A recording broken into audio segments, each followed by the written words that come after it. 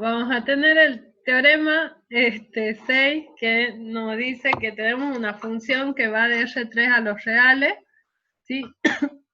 Entonces tiene esta forma, W igual a f de x y z. Tengo un punto A que pertenece al dominio abierto. Recuerden que eso me sirve a mí porque me determinaría un entorno alrededor del punto, que va a ser ese entorno, ya estamos seguros que va a ser un conjunto abierto. ¿Está bien? Entonces acá por eso pedimos que el A pertenezca a un dominio, al conjunto interior del dominio. Luego tenemos que F pertenece a clase 2, quiere decir que pido esta condición para que pueda existir la matriz hessiana, que está compuesta por la segunda derivada.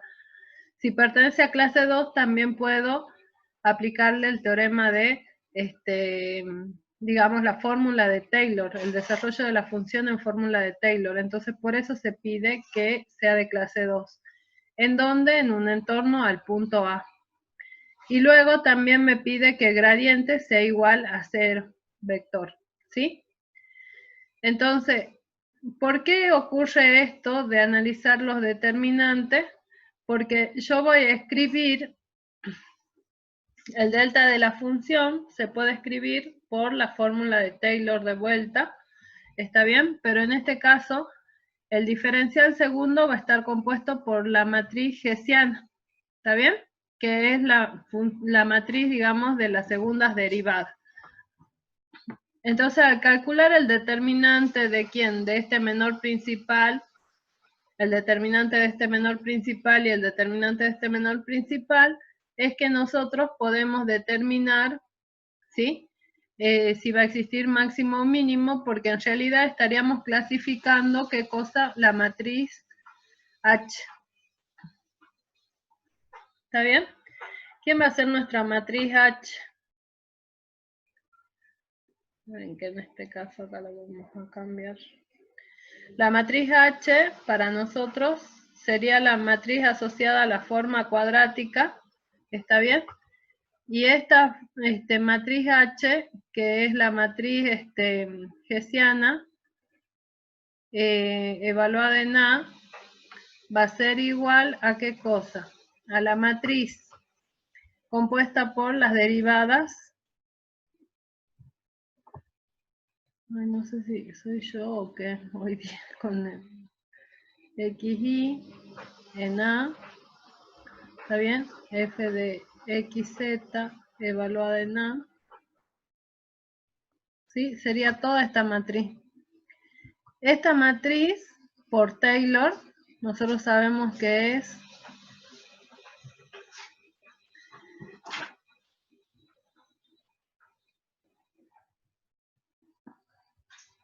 esto en A, este F de I en A,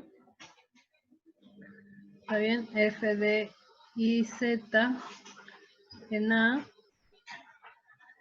¿está bien? F de ZI en A y F de ZZ en A, ¿sí? Acá es indistinto, ven que acá ponen los mismos, ¿por qué? Porque si pertenece a clase 2, las derivadas cruzadas van a ser iguales, ¿no? Entonces, nosotros lo que hacemos es determinar esta matriz hessiana. ¿Por qué? Porque esa matriz hessiana se iguala a ¿qué cosa? El delta de la función en el punto, tenemos que recordar que es aproximadamente igual a ¿qué cosa?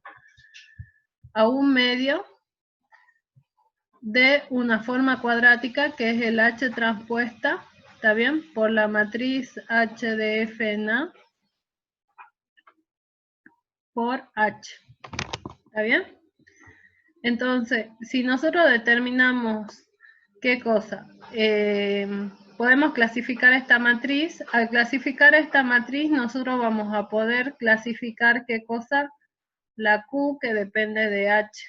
Esta Q es una forma cuadrática. O sea que si esta forma cuadrática yo la clasifico en definida positiva, definida negativa, voy a conocer el signo de esta forma cuadrática. Si conozco el signo de esta forma cuadrática, ese signo va a ser igual al signo de ¿quién? Del delta de la función. Y si conozco el signo del delta de la función, me voy directamente a la definición de extremo, donde me dicen que el delta de la función en el punto, si esto es mayor que 0, entonces mayor o igual que 0, entonces existe ¿qué cosa? Un mínimo en A. ¿Sí? Un mínimo relativo, un máximo relativo en A, porque estamos trabajando siempre en el entorno. ¿Está claro? Entonces, fíjense en que para hacer todo esto, es necesario directamente conocer la clasificación para H.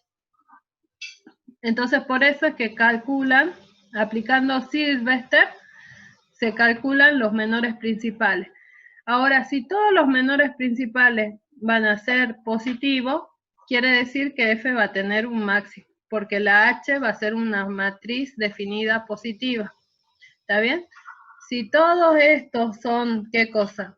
Uno negativo, los impares negativos y los pares positivos, sabemos que H va a ser definida negativa, entonces la forma cuadrática va a ser definida negativa, quiere decir que el signo de la forma cuadrática va a ser menor que 0, entonces el delta de la función va a ser menor que 0, entonces va a existir, ¿qué cosa? Un máximo. ¿Está? Luego, si el H2, si yo calculo el H2 y me doy con que es menor que 0, ya sé que estoy en el caso de indefinida. En ese caso va a existir un punto silla, le decimos nosotros, ¿sí? Bueno, y si ocurre, ¿qué cosa? Que uno de los determinantes me da 0, yo no puedo asegurar nada, ¿está bien? Pero si el H2 ya es negativo, ya sé que es punto silla, ¿sí? Haciendo las cuentas. Pero este teorema lo único que me dice es que si es definida positiva, va a existir un mínimo, si es definida negativa, va a existir un máximo. ¿Está bien? Y si, bueno, ustedes tómenlo como que si el H2 es negativo, va a existir un punto silla. ¿Está bien? Ahora viene una proposición acá. Esta proposición lo que le está diciendo es que si yo tengo una función f que va de un conjunto A incluido en Rn a los reales, y A es un conjunto abierto, y además se cumple que H va de los reales a reales, y H va a ser o bien creciente o bien decreciente, y existe la función compuesta, entonces los extremos relativos de ¿quién? De F y de G van a ser exactamente lo mismo.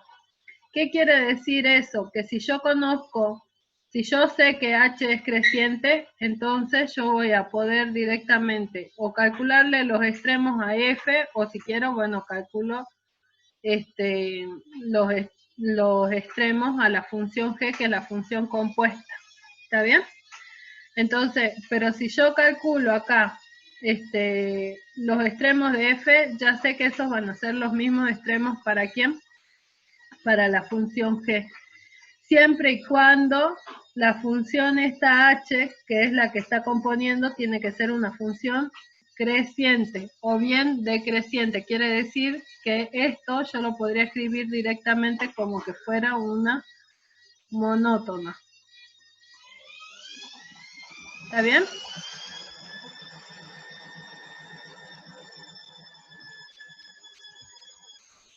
Sigue. Sigue la lavarropa.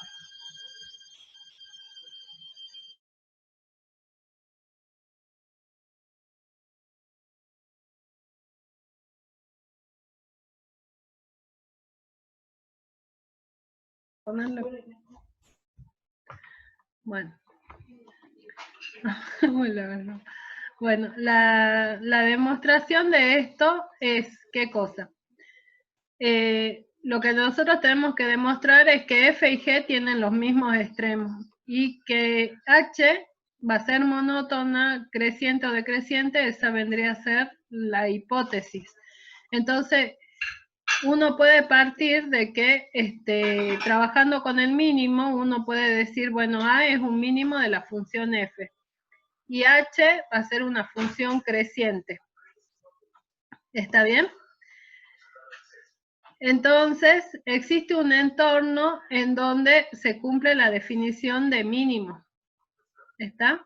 Esta es la definición de mínimo para un X que pertenece a un entorno al punto A. Luego, si le aplicamos la función h a cada miembro a miembro, ¿sí? Como va a ser creciente la función, entonces, ¿qué es lo que sucede? Le aplico la función h y nosotros vamos a obtener, ¿qué cosa? La función compuesta acá. ¿Está? Entonces se va a verificar este sentido de la desigualdad porque h va a ser creciente. De esta forma, nosotros sabemos que g de x es ¿qué cosa? Mayor o igual que g de a. Y eso va a suceder en un entorno al punto A. ¿Sí? Por lo tanto, acá ustedes están llegando a la definición de extremo, que en este caso va a ser un mínimo. ¿Para quién? Para la función g. ¿Está bien? Entonces, de acá ustedes saben que el punto A va a ser un mínimo ¿para quién? Para f y también va a ser un mínimo para g. ¿Está? Y así también se va a probar, digamos, si A es máximo, entonces H tiene que, va a ser ¿qué cosa? Decreciente, ¿sí? ¿Está? O sea, esto va a depender si la función H es creciente o decreciente. Porque si es mínimo y si es creciente, el sentido de la desigualdad se mantiene, pero si h es decreciente, el sentido de la desigualdad va a cambiar, entonces se va a convertir en ¿qué cosa? En un máximo. ¿Sí? Entonces, por eso acá dice que f, los extremos relativos de f y g son los mismos. ¿Está? Bueno, por eso ahí dice, análogamente se prueba que si A es mínimo y H es decreciente. ¿Está bien? Entonces acá le dan un ejemplo en donde aplican esa proposición. ¿Qué es lo que ustedes van a tener? Fíjense en que acá le dan un conjunto A donde están definidos que están trabajando con todos los puntos de R2 que sean mayores que 0, quiere decir en este caso ustedes están trabajando con ¿qué cosa?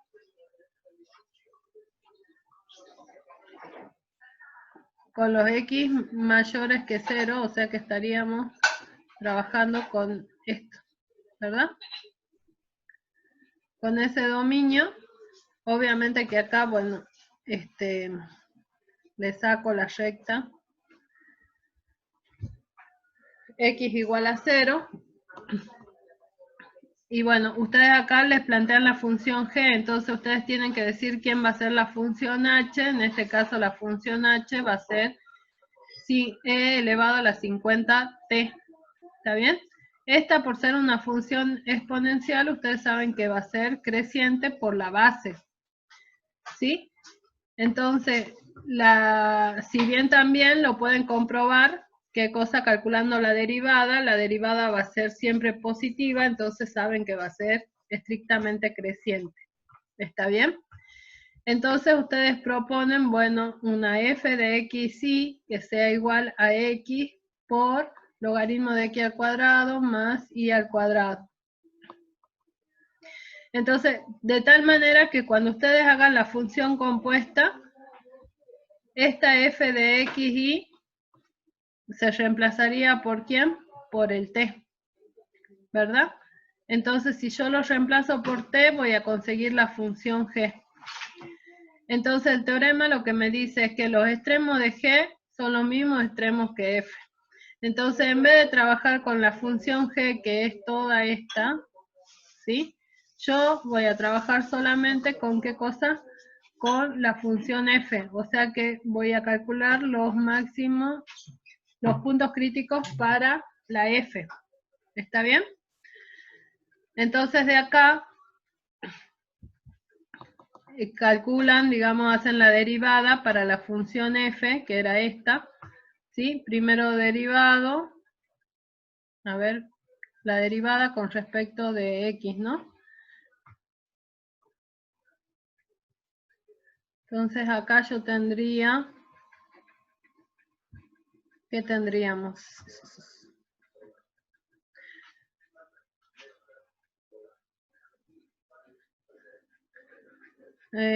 No sé si está bien esta derivada, sí.